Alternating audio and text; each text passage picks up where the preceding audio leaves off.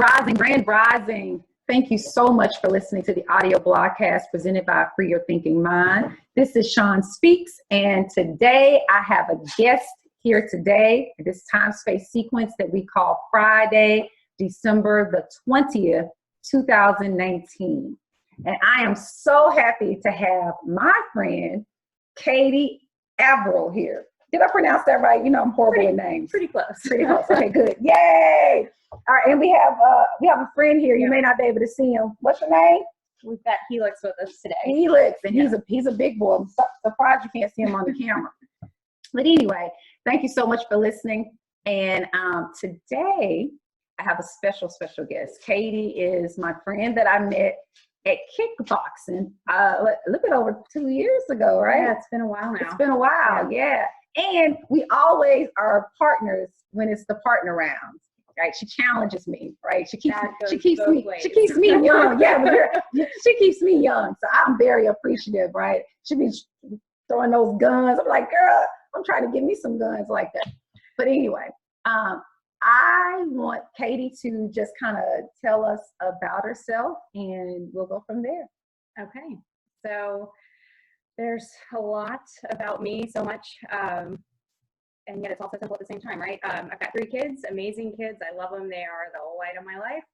And right now I'm currently in a role at work that suits me, and I think our conversation today very well. I'm an operations project manager of an office, or well, a group of individuals who kind of are unicorns, and we've all found our way into this team, and our hashtag or our motto is ideas into action. So it's really the basis for what we do, and it's the basis of really how I live my life on a day-to-day basis. Okay, so I asked you to do a blog for me. Yes, ma'am. Right? And now, even though I asked you to be on the podcast, we had actually discussed doing maybe like a Facebook Live together like months ago, right? Yeah. But I wasn't ready to take action, right? We'd scheduled it on the calendar.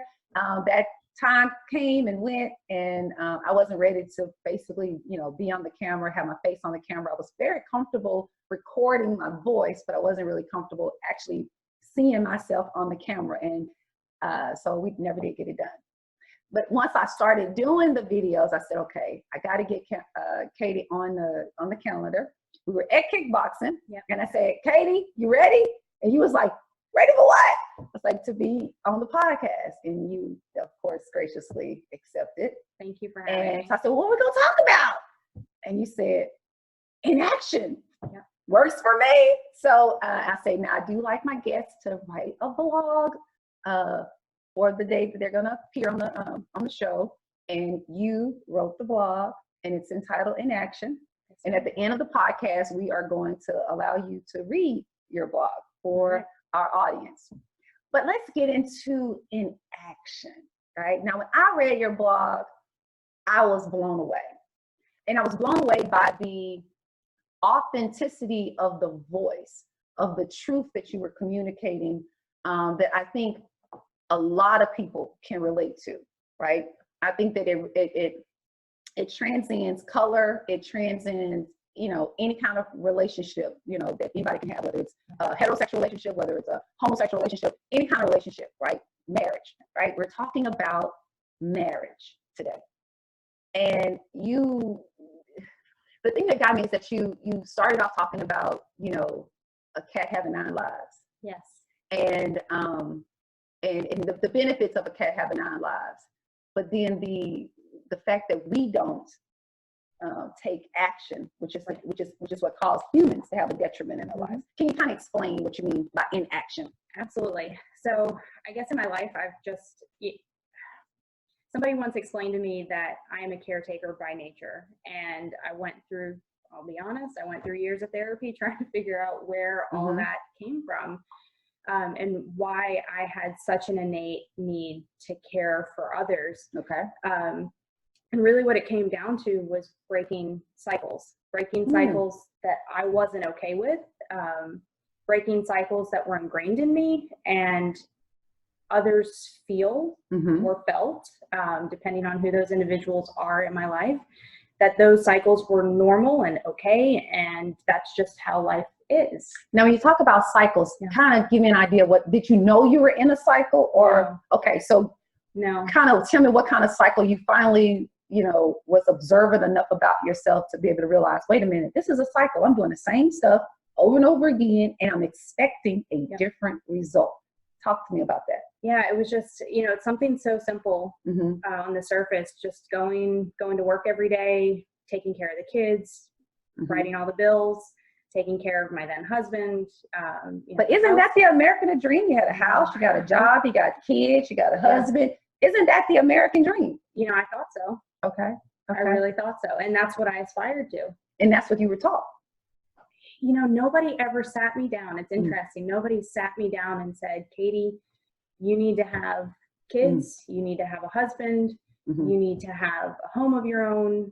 I remember, hopefully my mom doesn't get mad at me for this part, but I do remember my mom wanting me to be a stay-at-home mom. Okay. So badly wanting me to be a stay-at-home mom. Okay.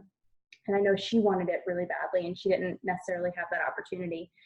But something in me didn't want that. And that was, I think, the only thing that I felt was trying to be ingrained in me that I didn't want.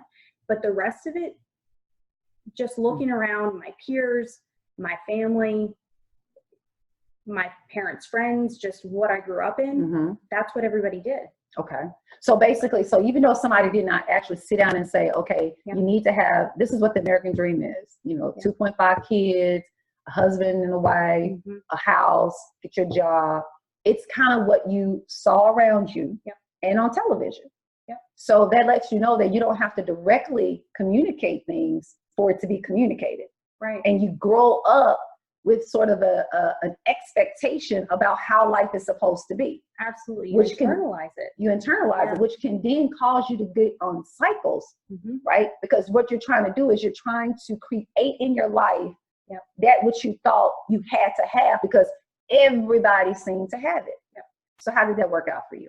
Not well. Not well. How long were you married? About 13 years. About 13 years. How long did you date before you got married? Wow. So I was 15 years old when we met.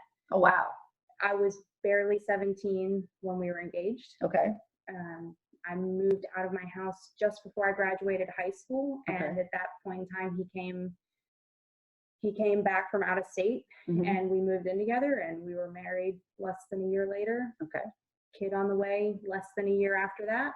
Right. Here I am 3 kids later and 3 kids. So you were married for a long time. You had 3 kids. When did you, and I'm going to take you kind of through the spiel that I always take with the people who call me about divorce. Like, when did you know that your marriage wasn't working? When did I know, or when did I decide to take action? Well, it's probably a little bit of both. Okay. Once you knew that it was time to take action and you were being more truthful with yourself about your life situation. Yeah. When you said, okay, well, when did I know that I probably should have done something a long time ago, right? It could have been 6 months, a year. Everybody's story is a little different, but I'm beginning to see a little theme, a little pattern in when I talk to people. So when you finally start to just to self-reflect in an honest way, when would you say that maybe the breakdown of your marriage actually occurred, even though you may not have accepted it at that time? The breakdown of my marriage occurred before I was married. Wow.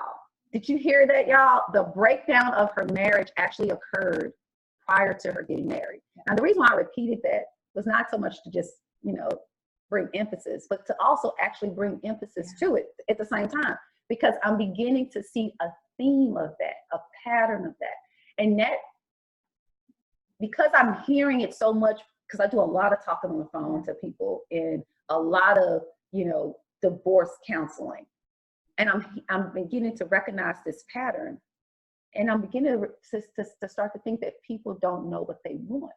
Because people will be like, okay, well, how long have you been married? 10 years. All right. And like I always ask, well, when did you know that your marriage was over or your marriage was breaking down? And then a lot of them say, oh, 1 year in, 2 years in, 5 years in. Some people say before I even got married. And then my next question, well, if you knew before you got married, why did you do get married? Right?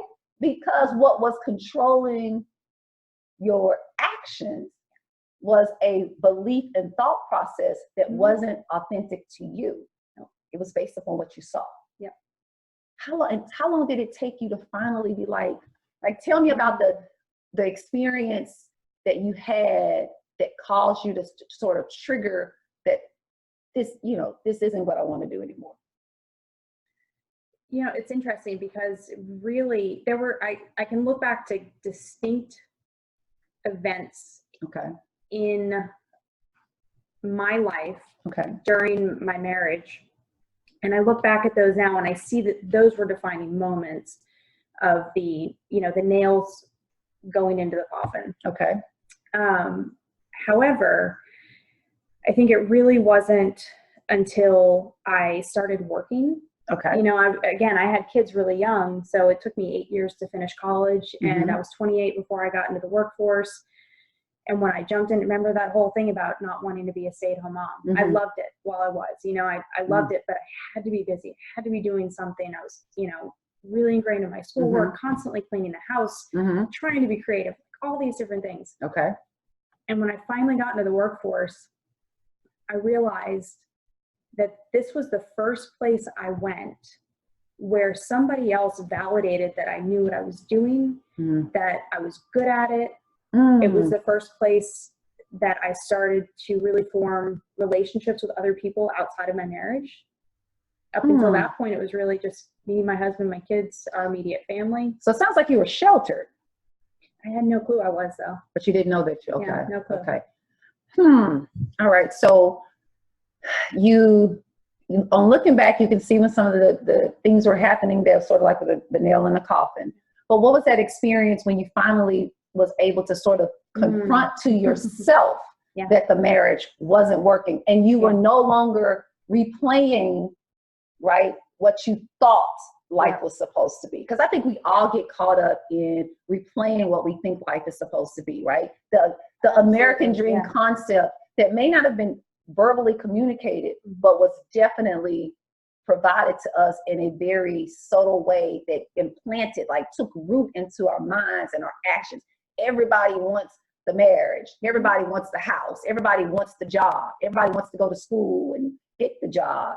And then they get all of that, and then they look at their life and they're like, is this it? Yeah. Is this what I signed up for? And then you kind of look at your neighbor and your family member and be like, why y'all didn't tell me? Yeah. Right? So tell me about when your friend, you were in Austin, I think. What happened with that?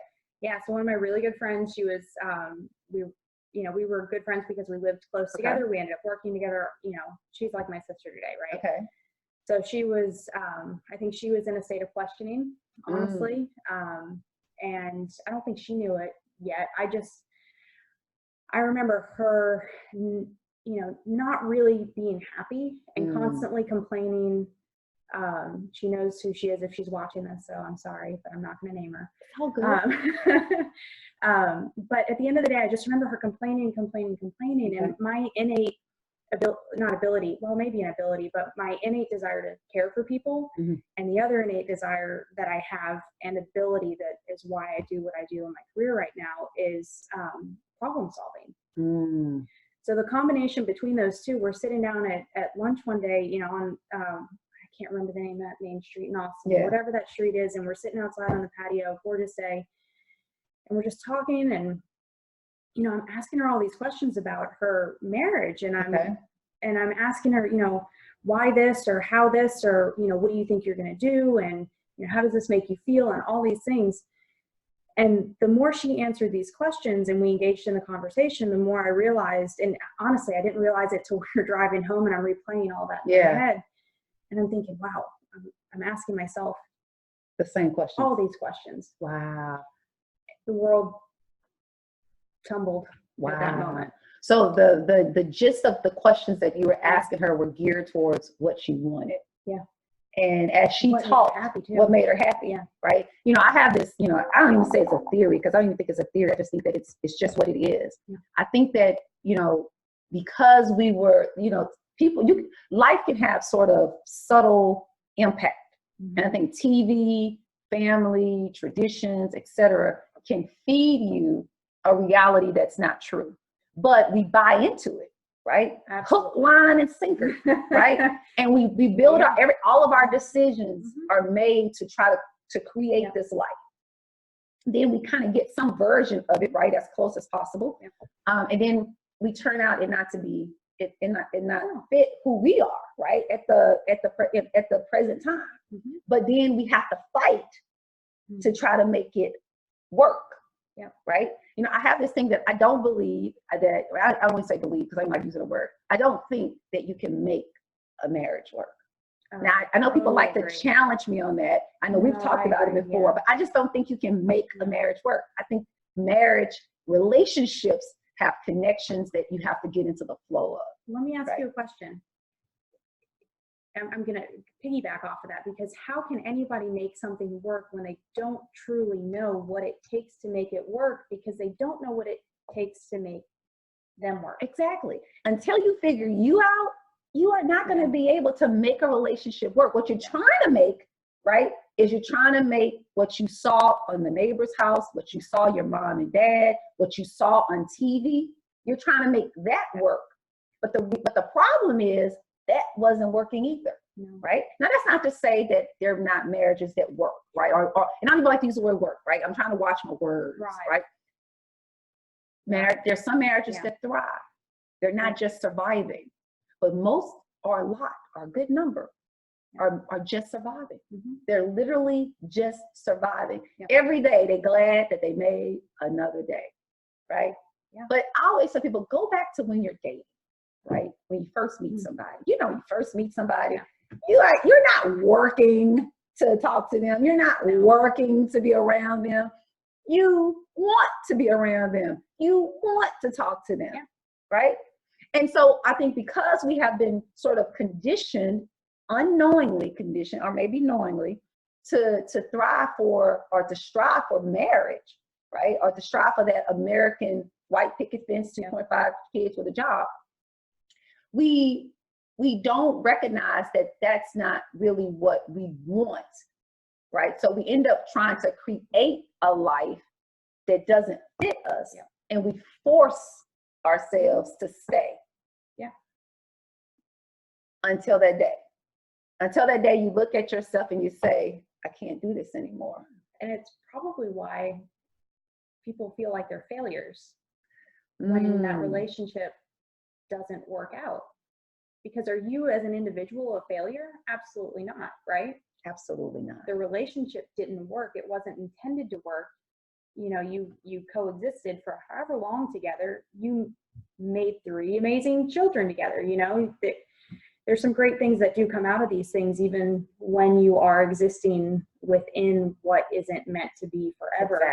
Exactly. But, and that's the thing. It's like we start to be, okay, well, you know, about the kids, and then the job, and then the car, and then the house. We have all of these reasons. But again, that comes from watching television, right? The good family shows, right? It comes from family and friends who may have made their marriage work for 10, 15, 20, some 30, some 35 years.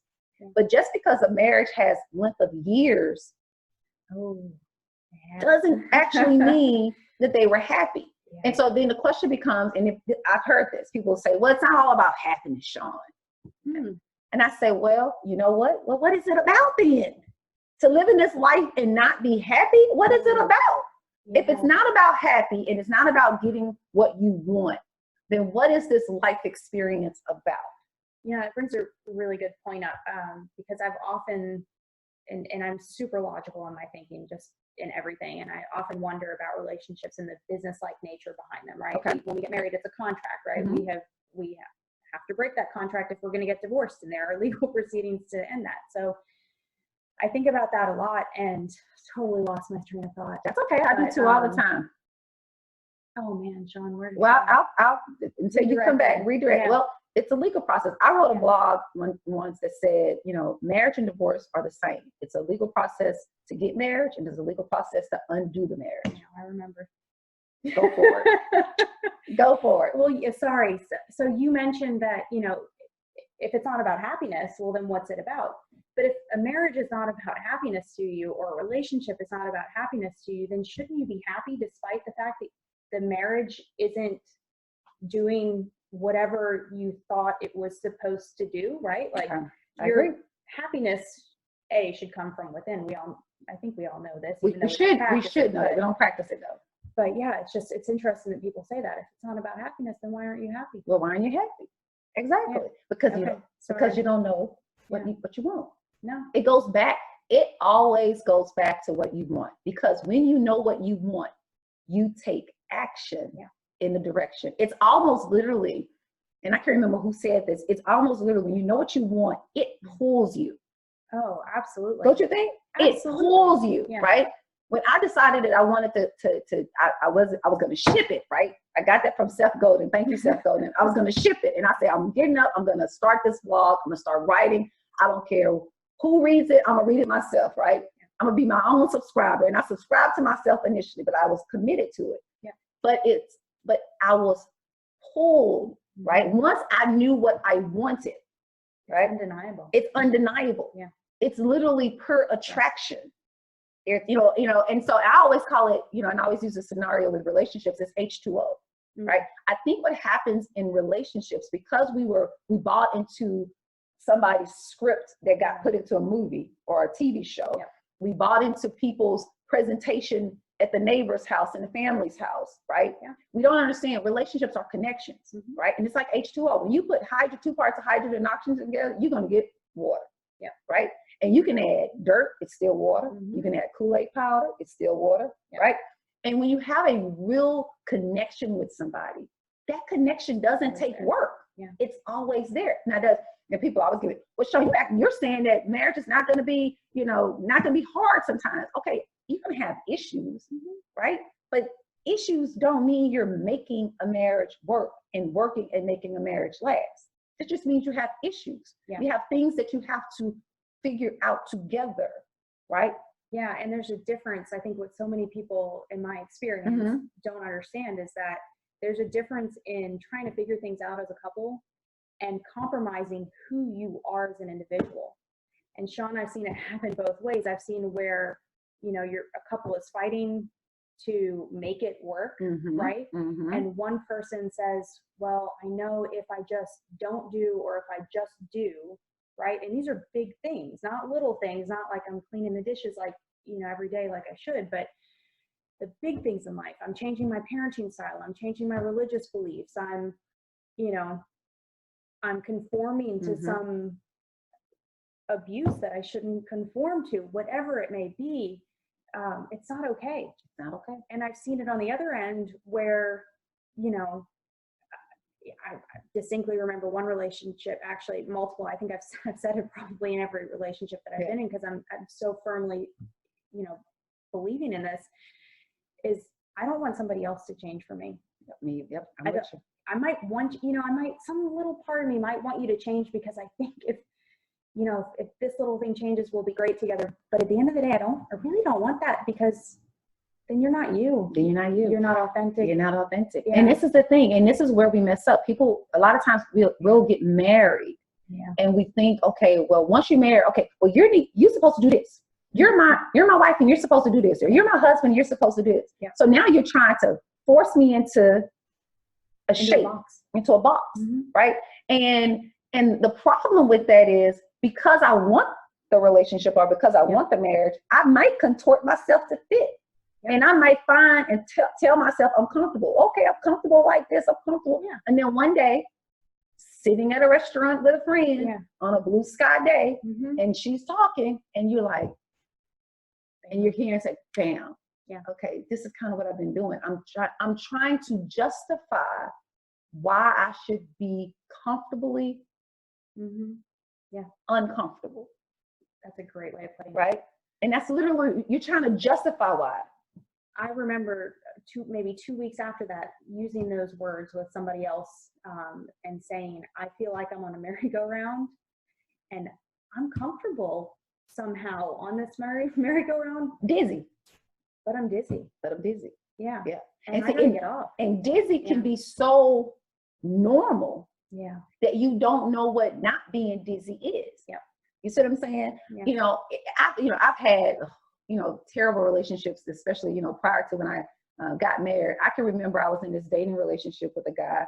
I dropped out of college, I moved and lived with them, and it was a very abusive situation. And I can remember, we got into it, and he, hit me and threw me down a flight of stairs. Mm-hmm. And you would think that would be enough to end the relationship. It did not end the relationship. Yeah. I wanted to be out of the apartment with him, right? So I was like, okay, maybe I should go back to school. School don't look too bad, right?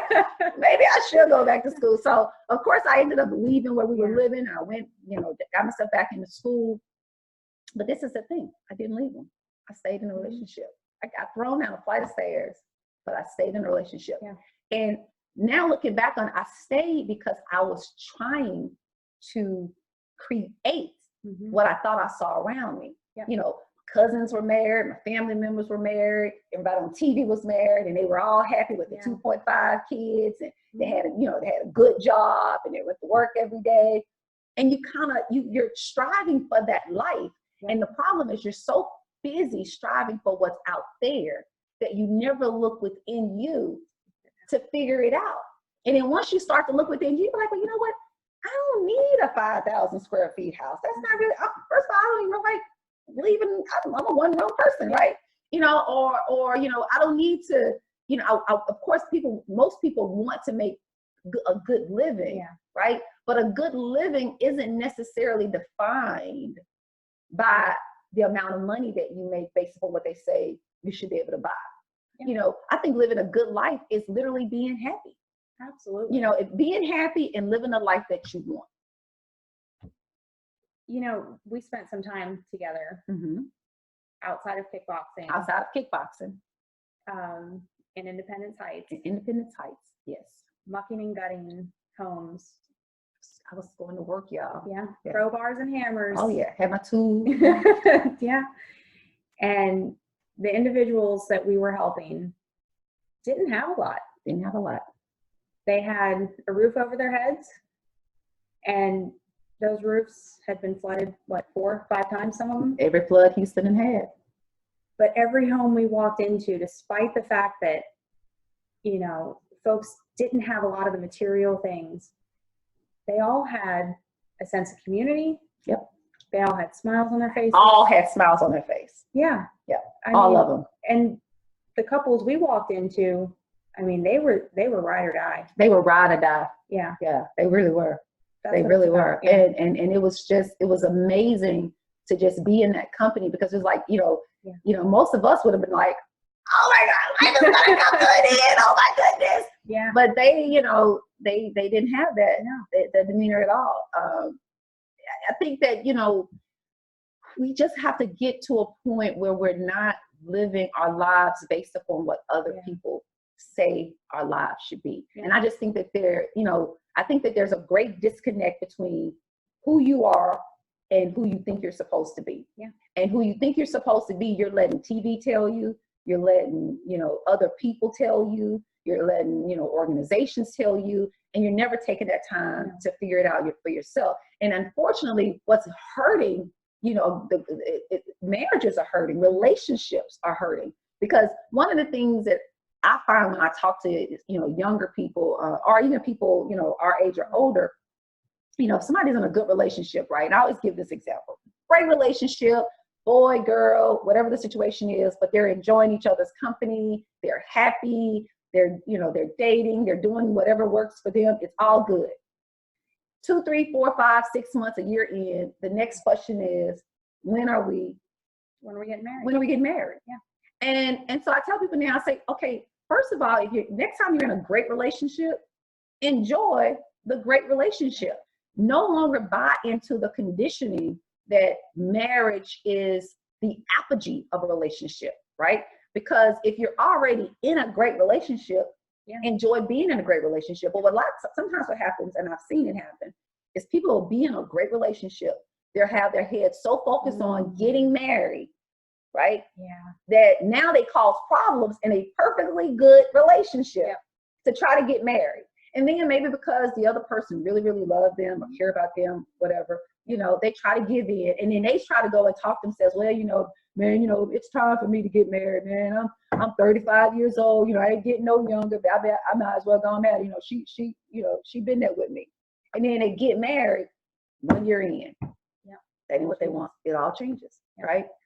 Or you know, somebody else shows up. You know, I say that he didn't tell you about. Yeah. He shows up after you get married, yeah. but she does the same thing, yeah. right? And it's all because you thought the apogee, the peak, the height of a good relationship is marriage. And my thing is, let the height, the apogee of a good relationship be having a good relationship. You know, here's another interesting thought that's coming to my mind right now, is that trust is essential in a relationship, right? Yes. It doesn't matter. Friendship, marriage, you know, significant others, whatever the relationship is, if you don't have trust, you don't really have a relationship, right? Don't. And we put a lot of emphasis, I think, on the other person being truthful, right? Mm-hmm. I know where you're going. Keep going. I like it. But we are so focused on that end goal and that American dream that we forget to be truthful with ourselves. Yep. And we are therefore not truthful with our partners. Yep. And it goes both ways. It goes you know, both it's ways. happening both ways. And if only we could get to a place where everybody just really listens to themselves. And I think I said this in the blog, right? If it doesn't smell right, there's something fishy about it. Exactly. Trust your You gotta feelings. trust it. We have to become, you know, super sentient beings where we are in connection with our feelings. We know what we're feeling and we trust what we're feeling. If you feel something ain't right, it ain't right. Yep. Right? And it doesn't mean you got to go change anything. It just means, okay, but you have to be honest. I keep telling people, stop BSing yourself, right? Be honest with yourself, right? Because once you get a little honest with yourself, now you can truly start to build. You can start to figure out who you are and what you want. Yeah. I think it's so many people, unfortunately, you know, we're 30, 40, some of us 50, 60, heck, some of us might be 70 years old. Yeah. And we don't know who we are. No. We don't know what we want, right? Or we're so beat down by life that we've given up on what we want. And this is my thing. You have this one life. Yeah. This one life. Yeah. This one body, right? That you know of, right? Because I'm at the point right now, if I don't know, I'm good with I don't know. Yeah. Right? I don't need to come up with a story. I'll just say, I don't know. You don't always have to have the answer. You don't. In fact, sometimes it's better not to have the answer. Yeah. And I think that's what happens in relationship. People get into marriages, into relationships, and instead of enjoying the marriage and relationship as it develops day by day, they want to know 5 years that you're going to be there. Yeah. They want to know 2 years from now you're going to marry me. Yeah. Well, I don't know. You might not even want to marry me. Yeah.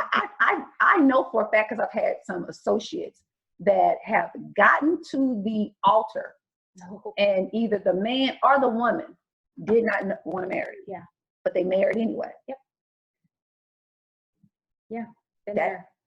That's well, yeah, you did. You said that you knew before you got married, but you married anyway. Yeah.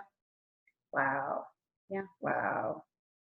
So what advice would you have? Because you're in your 30s. Yeah. I told y'all she's a youngin', right?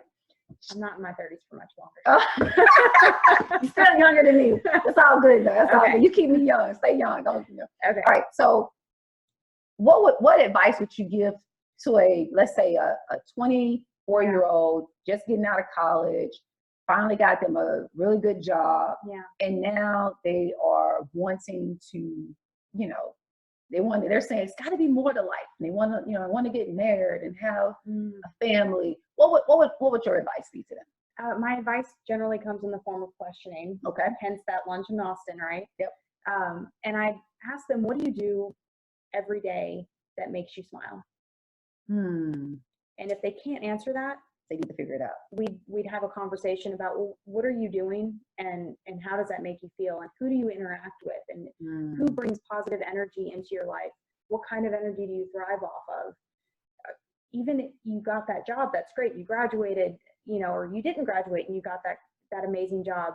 is it that amazing job, or did you just go out and get that job so you get a paycheck? What, I would just dive right in and ask all the questions that they probably don't have the answers to. But at the end of the day, what I would tell them and what I'll tell my kids, and I do tell my kids, is, do what you love. Do what you love. Do what you love. And if you don't love what you're doing, start saying yes to things that you don't normally say yes to. Kickboxing is something that just kind of popped up. It just popped up on my Groupon one day, and I was like, oh man, I did something similar to this years ago. And, never thought I would walk back into something like that. And, little things like that make you happy. And then you're happier in a relationship with somebody else. Yeah. And I look to couples that are thriving in their marriages. Okay. And the one thing that I see in all of them, Sean, is they are all individuals, despite the fact that they are in a union together. Exactly. And they thrive off of different things, and that's okay for them. Yeah. Yes. I always tell people, if you've been married for 20 years and your spouse expects for you, or you expect for your spouse to be the same person from day one, 20 years later, that's a problem, because in order for either her or for him to be that person from day one, that means, one, they haven't grown. That's a problem right there by itself. Two, they've grown and they don't recognize that they've grown. They've grown. That's a problem by itself. Or three, they're growing, but they are literally contorting themselves to remain where maybe they no longer fit. Yep. And they're not being honest with themselves. And it goes back to what you were saying. We gotta be honest with each other. It's gotta be a mutual thing. Sometimes you gotta be honest with yourself so that you can be honest with your mate, and vice versa. Absolutely. Yeah. And how many of us go into a job and expect to be in that exact same job, in that exact same cubicle for the remainder of our working lives? Hopefully not. I would think so too, right? You want more. Right. And we have mentors and individuals we look up to there, and aspirations that we look up to, and that takes growth in order to get to that point. So expecting that our partner wouldn't grow in a personal sense and in the sense of our relationship collectively. Exactly. And you know what? Sometimes we change jobs. Yep. And sometimes you have to change spouses. Yeah. And that's the reality. Yeah. That's the reality of it. Yeah. See, people want to stop denying the reality. Yes, you want marriage to last forever. I get it. Trust me, I do. Yeah. But sometimes it doesn't. And I don't want people to feel this burden that, life is going to fall in on them if they try to pursue their own happiness and pursue their own wants. But I've heard people that will stay married because they just feel like it's so wrong if I end it. And it's like, okay, but so you're going to live your life in denial. You're going to commit treason against yourself. That's powerful. Right? Yeah. Why? Yeah. Why do that? For this one life. Yeah. In this one body. In this one life experience. But you're going to not be true to yourself. Yeah. I am determined to get us all more true to ourselves. Because I truly think that the more we become more of who we want to be, then the world can become a better place. And you can have happier marriages. Because to your point, the biggest issue with sometimes when people get married or long-term relationships is that they don't want to reinvent themselves. But you have to always be willing to not only reinvent yourself, but reinvent the relationship. If you want it to last forever and ever, then you have to be willing to reinvent when the time and cycles present themselves. Absolutely. Just like you have the spring, winter, fall, and summer, the winter solstice, which is coming up, and the summer solstice, just like those things come around, you got to be willing to reinvent yourself. And maybe if you reinvent the relationship in honesty, you might be able to have a forever, ever relationship. And there are people out there that do that. You have to do what works for, if you're wanting to make the marriage work, right? Which I don't like to use the thing, you got to be willing to reinvent. Yeah. You can't have it lasting and thinking it's going to be the same that it was 10 years ago. Oh no. Yeah. It just doesn't work that way for sure. No, there's too many things in life that happen. There's no way we could No way. remain the same. There's no way. And you don't want to. No. You have this one life experience, right? Well, we have 9 lives, Sean. Oh, 9 lives, right? Right? But curiosity, We do, yeah. curiosity may have killed the cat, but only once. but only once. You gotta But eat more. what kills us? Oh, sheer and utter inaction. Sheer and utter Yep. inaction, y'all. Yep. You've heard it from Katie. Now, Katie has written us a blog, and I believe it is amazing. And I'm so thankful for her for writing it. She was a little like, she sent me a text like, how do you do this? I was like, just let it flow. And I could tell she did that. She got into her flow, and she's going to share that flow with us today. All right. All right. Thank you, Sean. All right. So my blog is titled Inaction.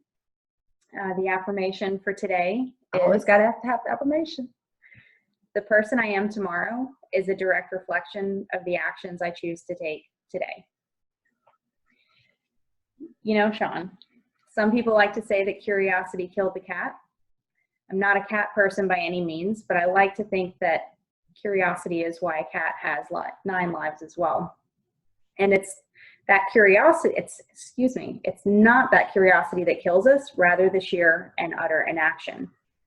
For the better part of my life, I assumed that because I was either in line with or in the midst of the husband and 2.5 kids, the white picket fence, the American dream, my life must be great, wonderful, full, insert any other word that you might put into that sentence right there.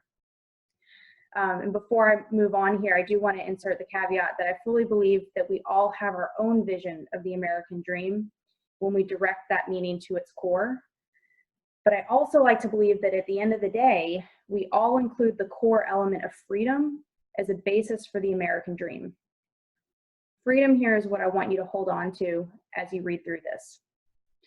So keeping that bit about freedom in your pocket, imagine that one day, out of the blue, you wake up. You wake up and realize that you weren't living that perceived dream. You were going to work, taking care of the kids, taking care of your home. And to be honest, for young professionals that started a family at the ages of 19 and 22, you didn't really want for much from a financial perspective. To others, you had it all, but inside, oh man, inside you were dead. Inside, the marriage you were in was broken, and it always had been. This was me. I realized that I wasn't the best version of me that I could be. And in looking back now, I honestly had very little understanding of who I really was, despite the fact that everything in my life was being built on a foundation that I was 50% responsible for. I found that I entered into a phase in which I constantly was asking myself for months on end how this could be, how I could be second guessing everything I knew, and if I really even had the right to second guess it at all. I distinctly remember taking a vacation with one of my closest friends. I remember her being in a state of questioning relative to her own marriage. And we went to lunch out in Austin, some patio restaurant, local, great food, perfect weather. We talked. And as I asked her questions about what she really wanted, what would make her happy, what was lacking, etc., I realized that I was also asking myself the very same questions. And over the next several months, I started paying attention more, started asking more questions, trying to figure out who I really was, what my marriage really was, what life was really supposed to provide me with, and what I was supposed to be providing myself, my kids, and counterparts in friendships and in life partnerships with. So let me ask you this. If you got to this point in your life where you were questioning everything you had built up until that point in time, what would you do? I've seen people say, well, it is what it is, and let it just exist as is. Go on living their lives, knowing full and well that they aren't happy. Likely they're too scared to make a change, or they can't see how to surpass the perceived roadblocks ahead, and they just exist within the status quo. #inaction. And then I've seen people say it's time to make a change, but they do absolutely nothing about it. They sit there in a constant state of complaint, wishing, hoping, dreaming of something greater, but they never really take any action to make it happen. What did I do? I chose to take action. I chose to be the proverbial cat. I chose to rock the boat and truly set out on a mission to find what I was looking for, even though admittedly I didn't really know what I was actually looking for. I started trying new things, making connection with new people that I truly had a connection with, learning about the world outside of my 2.5 picket fence American dream. My marriage died in the process, but the way I see it now, even though my life was literally falling apart at the time, I theoretically had 8 more lives to burn. So I set out to really live life, cross off items from my bucket list, say yes to things that I would have previously said no to, and I learned to accept the consequences as life lessons when those choices did not turn out to be so great. I also learned to benefit from the lessons that life has to offer, and I ultimately learned that I thrive best when I create action, despite feeling like life is continually trying to pull me down. You see, the thing is, if something doesn't feel right, there's a reason it doesn't feel right. And we can choose to sit with what is currently in front of us for however long the universe wants that to be a part of our lives, or we can explore what else exists. We can grow from new experiences, create lasting friendships that are birthed out of substance and acceptance that not one of us walks this earth is perfect. We can choose to step out of our comfort zone when disaster strikes, immerse ourselves in that disaster and bring life to it. I know Sean through kickboxing. I showed up to kickboxing, yes ma'am, because I was in a really dark place in life. I thought I'd finally found the one. I'll spare you the details, but as you can probably guess, he was not the one. He did a lot of damage that year, lasting damage on top of 13 years of damage that I allowed to persist in an unhappy, unfulfilling, and quite honestly, a toxic marriage. But you see, I wasn't born into this world to be a victim. God, Allah, the universe, me, you, whomever, or whatever you believe has ultimate power over the creation and existence of our lives, had other plans for me. I was meant to thrive. We were all meant to thrive. I was meant to solve problems, motivate, teach myself and others what it means to dedicate yourself to something, and that toxic cycles really can be broken. Kickboxing has given me an invaluable gift. I go in every other morning with a foggy brain and leave with clarity and the reminder of my innate desire to make change and break cycles. There's something to be said for the release of toxic energy in a safe environment. I live and breathe at home and at work the mantra that not every broken thing can be put back together, but every broken thing has a best solution and a path to get to that solution. At the end of the day, however, action is required to put that solution into practice, to keep us from becoming a victim of circumstance, to push us to be the best we can be, and to allow us to live all 9 lives that we were granted with. So I'll leave you with a few hashtags, which I live by on a daily basis. Be the proverbial cat, get shit done, motivation, dedication, inspiration, and ideas into action. And a reminder that our affirmation for today is the person I am tomorrow is a direct result of the actions I choose to take today. You heard it there, y'all. An amazing blog, an amazing story. Normally I would just end it right there, but I have to talk about the overarching theme is definitely in action, but the underlying push to action is taking responsibility. Absolutely. Once you are willing to take responsibility, no matter how the situation may have turned out. Let's say the marriage didn't work out. Let's say, he's a scumbag, right? You're still 50% responsible. Absolutely. Because you stayed in it, right? But once you get to the point where you're ready to take responsibility for your life, stuff changes. And when stuff changes, you're no longer going to live in an inactive mode. You're going to live in an active mode. Yeah. And as I said earlier, you're going to be pulled. you're going to thrive. And I think it's time for us to start just surviving and for us to start thriving in all areas of our lives, especially in the area of our relationships. Thank you so much. Thank you for listening to the audio podcast presented to you by freeyourthinkingmind.com.